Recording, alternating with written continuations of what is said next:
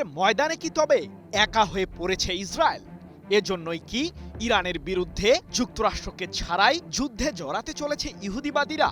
কিন্তু ইরানের সামরিক শক্তির সামনে টিকে থাকতে পারবে কি ইসরায়েল? কারণ সাম্প্রতিক যুদ্ধে তেহরানের কাছে লজ্জাজনক পরাজয় বরণ করতে হয়েছে ইসরায়েল ও যুক্তরাষ্ট্রকে। তবে কি আরেকটি পরাজয়ের মুখোমুখি হতে চলেছে ইহুদিবাদীরা? এরই মাঝে জানা গেছে ইরান তৈরি করে ফেলেছে শত শত নতুন ক্ষেপণাস্ত্র, যা দিয়ে সম্ভাব্য যুদ্ধের ময়দানে ইসরায়েলকে ঘায়েল করবে তেহরান। প্রশ্ন হলো, হঠাৎ করেই ইরানের বিরুদ্ধে স্বতন্ত্রভাবে হামলার ষড়যন্ত্র কেন করছে ইহুদিবাদীরা? পুনরায় যুদ্ধে ইহুদিবাদীদের ঘায়েল করতে ইরান প্রস্তুত করেছে দেশটির 18টি ভূগর্ভস্থ ক্ষেপণাস্ত্র বাংকার, যেখানে মোতায়েন আছে প্রায় 1000 ব্যালিস্টিক মিসাইলের বিশাল বহর। পশ্চিমাদের ধারণা, এসব ক্ষেপণাস্ত্র ব্যবহার করেই এবার ইহুদিবাদীদের বিরুদ্ধে পূর্বের চেয়েও জোরদার হামলা চালাতে যাচ্ছে ইরানের সামরিক বাহিনী। কিন্তু যুক্তরাষ্ট্র ও ইসরায়েলের যৌথ আগ্রাসনের ফলেও এখনো কিভাবে টিকে আছে ইরানের ক্ষেপণাস্ত্র কেন্দ্রগুলো?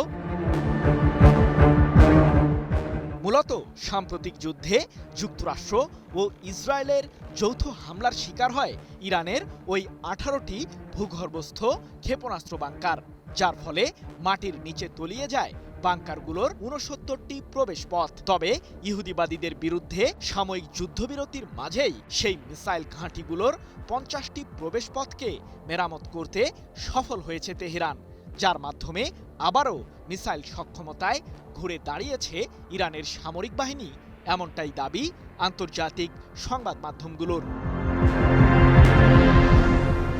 এদিকে হরমুজ প্রণালী ইস্যুতে ইরানের সাথে সমঝোতার পথেই হাঁটছে মার্কিন প্রশাসন। এমন অবস্থায় তেহরানের ক্ষেপণাস্ত্র ও পারমাণবিক কার্যক্রম সেই চুক্তির আওতার বাইরে থাকতে পারে বলেই ধারণা ইসরায়েলের, যার কারণে কিছুটা অস্তিত্ব সংকটে পড়েছে ইহুদিবাদীরা।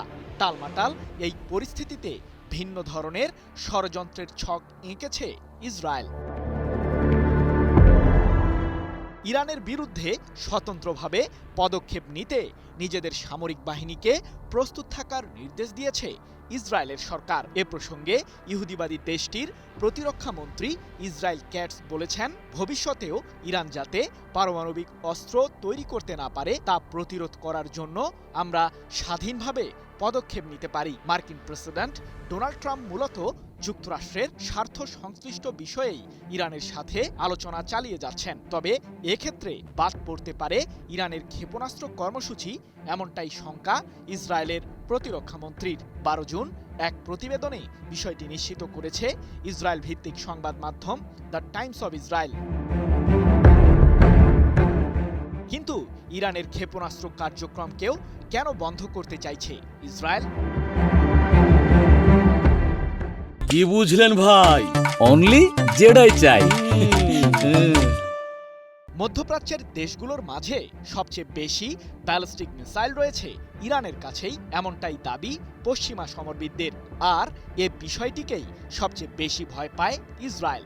এমনকি ইসরায়েলের প্রধানমন্ত্রী বেনিয়ামিন নেতানিয়াহু বহুবার দাবি করেছেন যে পশ্চিমাদের চোখ ফাঁকি দিয়ে ইরান তৈরি করছে আন্তঃমহাদেশীয় ব্যালিস্টিক মিসাইল বা আইসিবিএম, যা যুক্তরাষ্ট্রের মূল ভূখণ্ডেও হামলা চালাতে সক্ষম হবে। তবে ইহুদিবাদী শাসকের এই দাবির আসলে ভিত্তিটা কি তা নিয়ে বিশ্লেষক মহলে রয়েছে নানান সংশয়। যদিও সামরিক শক্তি অর্জনে প্রতিনিয়তই এগিয়ে যাওয়ার অবস্থানে অটল ইরান। সৃজন মাহমুদ, নিউজ 24।